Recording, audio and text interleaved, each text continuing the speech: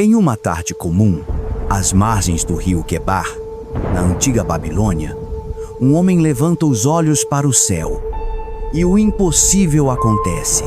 Ezequiel, exilado, sozinho, é tomado por uma visão. Não uma visão simbólica, não um sonho.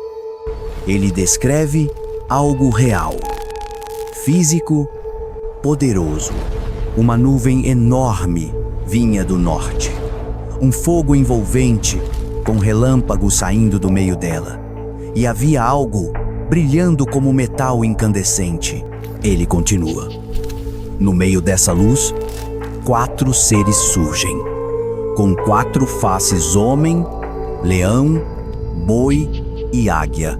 Tinham asas, mãos humanas, moviam-se com precisão, sem virar o corpo.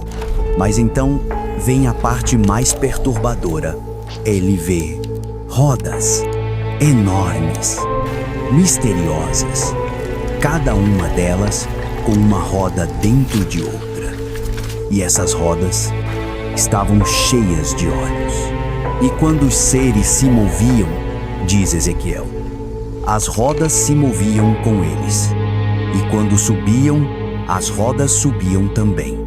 O profeta descreve sons, vozes, um trono acima das criaturas, e sobre o trono uma figura como homem, envolto em fogo, cercado por uma luz como arco, íris.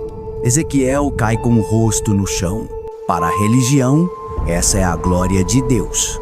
Mas para alguns estudiosos modernos, este pode ser o primeiro registro de contato com uma tecnologia não humana, como um homem do século VI a.C.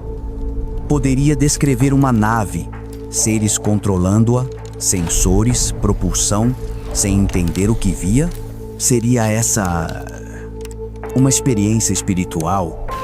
Ou o relato honesto de um contato que ele não conseguia compreender com a linguagem da época? O que realmente aconteceu naquele dia, ninguém pode afirmar com certeza, mas uma coisa é clara: Ezequiel viu algo e ele tentou, com tudo que tinha, deixar isso registrado. A pergunta agora é: estamos preparados para entender a segunda aparição? O retorno das rodas. O profeta pensava que aquela visão terrível havia passado, que talvez tivesse sido um sonho, um delírio de desespero na terra do exílio. Mas ele estava errado. O fenômeno voltou. E voltou com ainda mais clareza. No templo de Jerusalém, Ezequiel vê os mesmos seres com rostos múltiplos, asas cobertas de mãos e luz.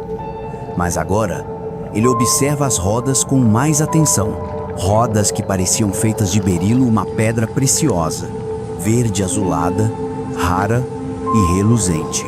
E não eram simples rodas.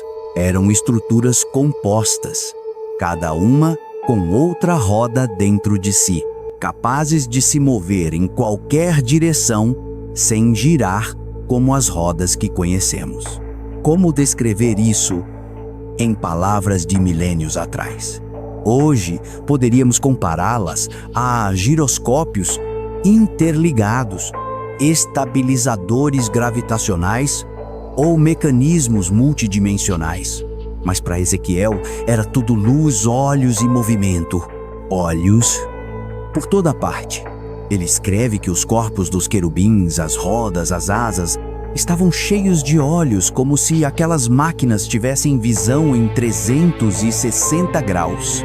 E onde quer que os seres fossem, as rodas iam também. Não por vontade própria, mas porque o espírito da criatura estava nelas. Aqui, o profeta sugere algo ainda mais estranho. Uma consciência viva, integrada entre criatura ou máquina. O buraco na parede e o culto secreto. Ezequiel 8, 7, 12. O espírito apareceu mais uma vez e levou Ezequiel até o próprio templo em Jerusalém. Ali, o profeta é conduzido até uma parede sólida e ouve uma ordem estranha: Filho do homem, cave este buraco. Ele obedece. Com as próprias mãos, rompe a parede e, do outro lado, descobre uma câmara oculta, um lugar secreto, escondido da vista de todos. Dentro, 70 anciãos de Israel realizavam um ritual silencioso. Gravuras de répteis e bestas estavam desenhadas nas paredes. Estátuas de ídolos estranhos, fumaça, fogo e cada homem com um incensário nas mãos, adorando entidades que não eram o Deus de Israel. Ezequiel escuta um sussurro: o Senhor não nos vê. Ele abandonou esta terra. Eles acreditavam que estavam sozinhos, que ninguém os observava, mas estavam errados. O profeta via, o Espírito via, e agora você também vê. Mulher alada e os dois seres. Zacarias 5, 9, 11. O profeta vê o céu se abrir e, de repente, duas mulheres surgem no horizonte. Mas não são como qualquer mulher da terra. Elas têm asas de cegonha e se movem com o vento. Não batem as asas como aves, mas pairam, planam, dominam o ar como quem nasceu nele. No meio delas carregam algo incomum, um cesto fechado, selado com chumbo. E dentro desse recipiente misterioso havia uma mulher aprisionada. O anjo que acompanha Zacarias explica: essa é impiedade.